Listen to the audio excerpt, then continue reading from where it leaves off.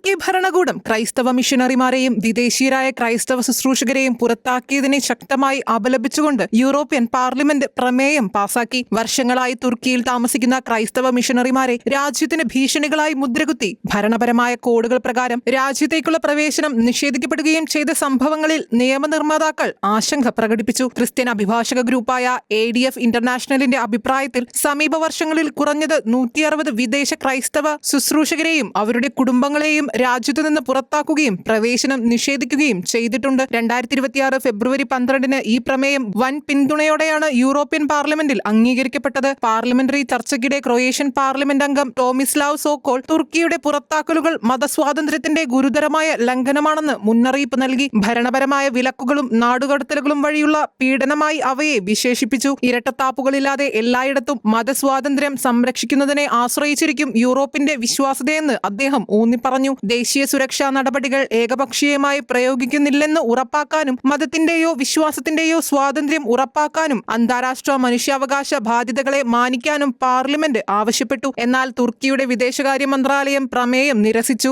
ആരോപണങ്ങൾ വസ്തുതകൾക്ക് വിരുദ്ധമാണെന്നും ഒരു വിദേശ സ്ഥാപനത്തിനും അതിന്റെ നീതിന്യായ പ്രക്രിയകളിൽ ഇടപെടാൻ കഴിയില്ലെന്നും വാദിച്ചു. ജനാധിപത്യ മാനദണ്ഡങ്ങൾ, മനുഷ്യാവകാശങ്ങൾ, നിയമവാഴ്ച എന്നിവയെ ചൊല്ലി യൂറോപ്യൻ യൂണിയനും തുർക്കിയും തമ്മിൽ നിലനിൽക്കുന്ന സംഘർഷങ്ങൾക്കിടയിലാണ് പ്രമേയം വരുന്നത്. മതന്യൂനപക്ഷങ്ങളോടുള്ള പെരുമാറ്റത്തെയും വിശ്വാസ സ്വാതന്ത്ര്യത്തെയും കുറിച്ചുള്ള ആശങ്ക പ്രമേയം അടിവരയിടുന്നു.